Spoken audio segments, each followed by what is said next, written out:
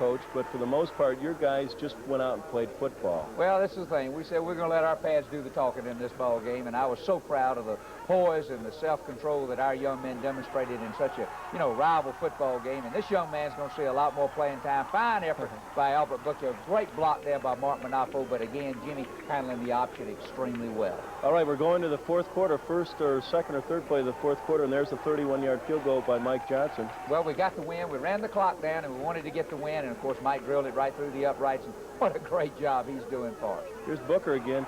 Jimmy did a fine job, I thought, of reading the. He really did, and pitching off the defensive end, and all his pitches were good all day long. And Mike just barely pushed this one over to the side, plenty long again. But of course, they had a roughness of the kicker penalty right here, and of course, it helped keep our drive along. We certainly are disappointed for Mike, and I'm sure he's pretty sore.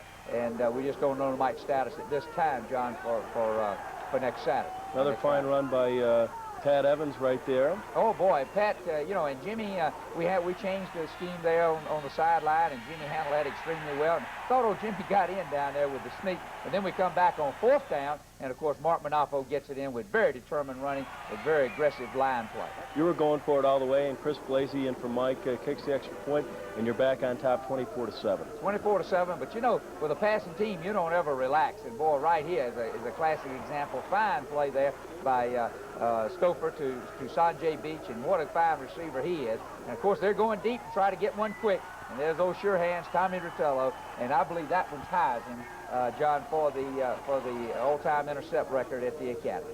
Heisman with Dwan Wilson at 15. Look at that run right there. Well, that's a fine run by Quentin Robertson. Again, it's a scheme that we had changed, and we made that an audible, and Jimmy just handled that extremely well. Great pressure again, pressure there by our Pat Stowe, by Mike there, and we were, just very much impressed with the intensity that our second unit played with when they came in.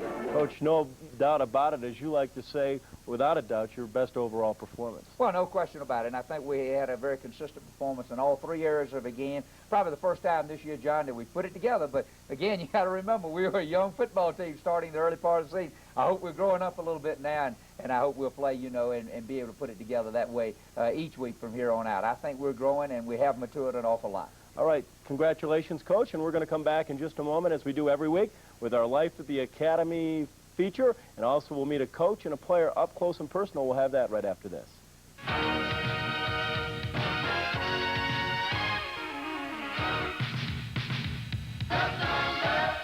Department, they do a lot behind the scenes. Oh boy, you better believe it. And Dave Kellogg and his staff, they promote our program so well, and we are just so fortunate to have such quality people as them running that. All right, here's Lee Douglas with a look at the Sports Information Department at the Air Force Academy. Not every key player at Air Force is down on the field on game day. Now, you probably won't recognize these names or find them in your game program, but I certainly couldn't do my job without them. And the highlights and interviews you see on this show every week wouldn't be possible. I'm, of course, talking about the guys in the press box, the Sports Information Department at the Academy, headed by Sports Information Director Dave Kellogg on the right, talking here to Ralph Routon from the Gazette-Telegraph. And Dave's staff also includes assistant George Fox, who's been at the Academy for 10 years now, Jim Sokol, who's on your far left, and Dave's assistant for football, Sergeant Bill Phillips, in the middle.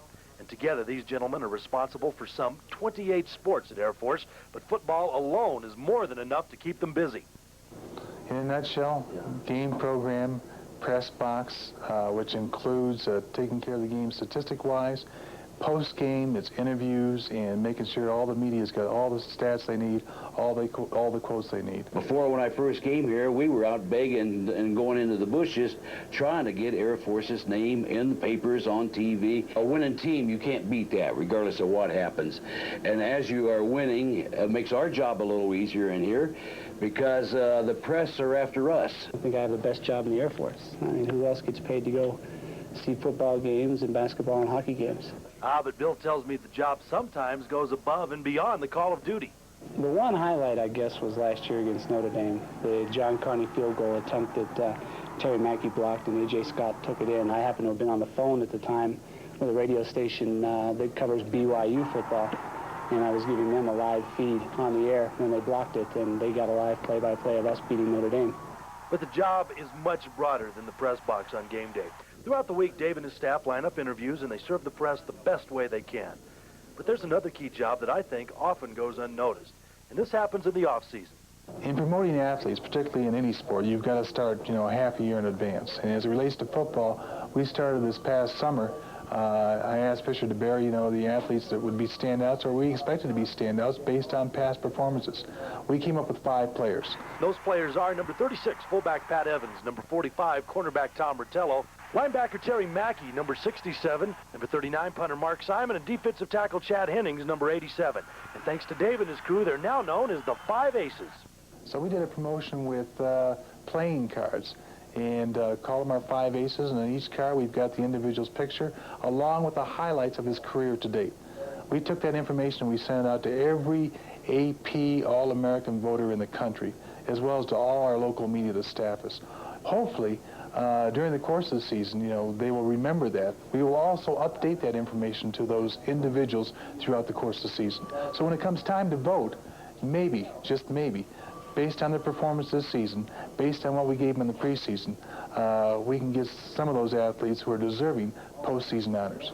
And Dave certainly knows from experience, last year his crew was instrumental in garnering All-American honors for number 29, safety Scott Thomas. For Air Force Football 86, I'm Lee Douglas.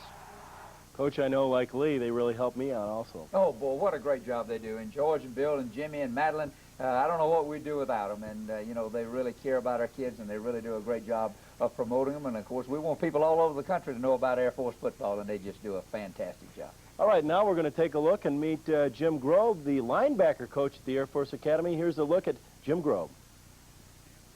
As the saying goes, the football coaching world is a small world, and that's more or less how linebacker coach Jim Grove came to the Air Force Academy.